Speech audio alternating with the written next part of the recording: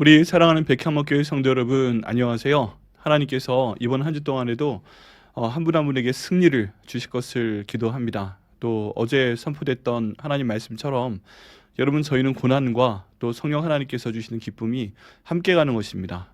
고난이 있을지라도 우리 마음 가운데 주시는 그 하나님의 성령, 성령의 기쁨, 이 성령을 통해 말씀의 그 능력을 받으시고 이번 한 주 동안 승리하시는 한 분 한 분 되시기를 예수님의 이름으로 축복합니다. 우리 오늘 함께 나누실 하나님 말씀 같이 보도록 하겠습니다. 오늘 함께 나누실 하나님 말씀은 출애굽기 10장 21절부터 23절까지의 말씀입니다. 출애굽기 10장 21절부터 23절까지의 말씀입니다. 네, 우리 말씀 함께 읽겠습니다. 여호와께서 모세에게 이르시되 하늘을 향하여 내 손을 내밀어 애굽 땅 위에 흑암이 있게 하라. 곧 더듬을 만한 흑암이리라. 모세가 하늘을 향하여 손을 내밀매 캄캄한 흑암이 3일 동안 애굽 온 땅에 있어서 그동안은 사람들이 서로 볼 수 없으며 자기 처소에서 일어나는 자가 없으되 온 이스라엘 자손들이 거주하는 곳에는 빛이 있었더라. 아멘. 우리 말씀을 위해서 잠시 기도하겠습니다. 하나님 아버지, 감사합니다. 아버지 인도하심 가운데 이 말씀 선포할 수 있도록 하시니 감사합니다. 저희 모든 인간적인 모습 가려주시고 하나님 말씀의 능력만 드러나는 이 시간 될 수 있도록 아버지 인도하여 주시옵소서. 주님께서 이 말씀 응답하여 주시면 감사하고 예수님의 이름으로 기도드립니다. 아멘. 네, 여러분, 저희가 현재 보는 본문은 출애굽기에 있는 본문입니다. 그리고 하나님께서 10가지 재앙을 통해서 이스라엘 백성들을 애굽에서 탈출시키는 그런 과정에 대한 이야기입니다. 이 말씀 가운데서 저희가 무엇을 배울 수 있을까요? 특별히 오늘 10가지 재앙 중에서 흑암의 재앙에 대한 내용을 저희가 함께 알아보고자 합니다. 여러분, 한번 여쭤보겠습니다. 빛과 어둠을 어떻게 구분을 하십니까? 빛과 어둠.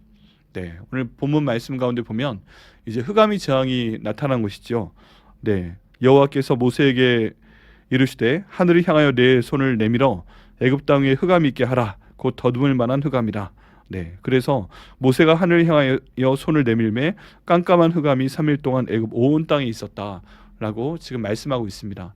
이 흑암이 무엇인가? 여러 가지 이야기가 있는데 이게 그 달이 태양을 가린 그 월식일 수도 있다. 그런 얘기들이 있고요. 하여간 그렇습니다. 그런데 그 당시의 내용을 저희가 다는 알 수 없죠. 과학자들은 이때 연대를 추정을 해서 이때 달이라든지 아니면 다른 행성이 완전히 태양을 가렸다. 그런 과학적인 얘기도 내놓고 하긴 합니다. 근데 오늘 본문에서 저희가 살펴봐야 될 중요한 것은 빛이 사라졌다 하는 것이죠. 빛이 사라졌고 흑암이 왔다 하는 것입니다. 여러분, 이 빛은 어떻게 저희가 생각을 해야 되고 흑암은 어떻게 생각을 해야 될까요? 흑암은 무엇인가요? 네, 흑암이 무엇일까요? 지금 벌어진 상황은 이집트 땅에 빛이 사라졌다 하는 것이죠. 낮인데 빛이 없었다. 그리고 밤인데도 제대로 빛이 없었다. 그런 내용들입니다. 그런데 이런 어둠, 이런 흑암을 저희가 어떻게 생각할 수 있을까요? 좀 더 확장을 시켜봅니다. 이 흑암은 다른 말로 하면 저희 삶 가운데 있는 어둠이라고 생각을 할 수가 있습니다. 우리의 삶 가운데서 어떤 것이 어둠인가요? 우리의 생명에 대한 어둠이 있고요. 또 걱정, 근심거리가 있고요. 또 희망이 보이지 않는 것이고요. 나아갈 곳이 보이지 않는 여러 가지 것들을 저희가 생각을 해볼 수가 있습니다. 그 모든 것 가운데서 우리는 어두움을 생각을 합니다. 어둠 속에서 헤맨다라는 생각을 하게 됩니다. 그러면 이 어두움은 어떻게 만들어지는 것일까요? 어둠을 만들 수 있는 방법은 무엇인가요?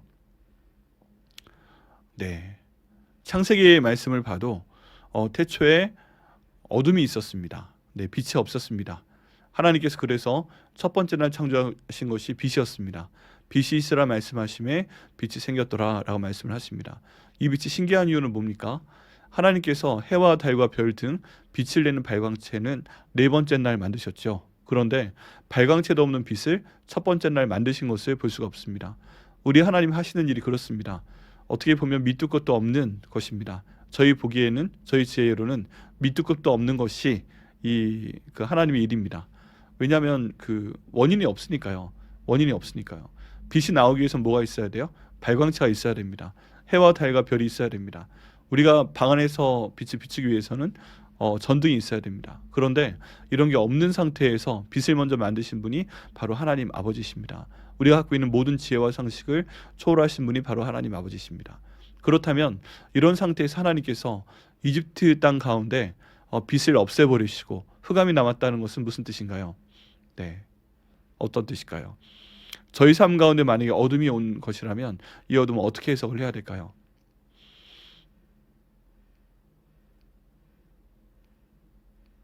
네, 한번 생각을 해보시라고 말씀 안 드리고 있는 겁니다. 어둠이 무엇일까요? 흑암이 무엇일까요? 네, 답을 말씀드리면 빛이 없는 상태가 바로 어둠입니다. 빛이 없는 상태가 바로 어둠입니다. 여러분, 저희가 방 안에 불을 켜놓고 있을 때요, 그 방에 흑암을 불러들이는 방법은 굉장히 간단합니다. 불을 끄면 됩니다. 그럼 전등이 나가게 됩니다. 전기가 끊기게 됩니다. 그리고 빛이 사라지게 됩니다.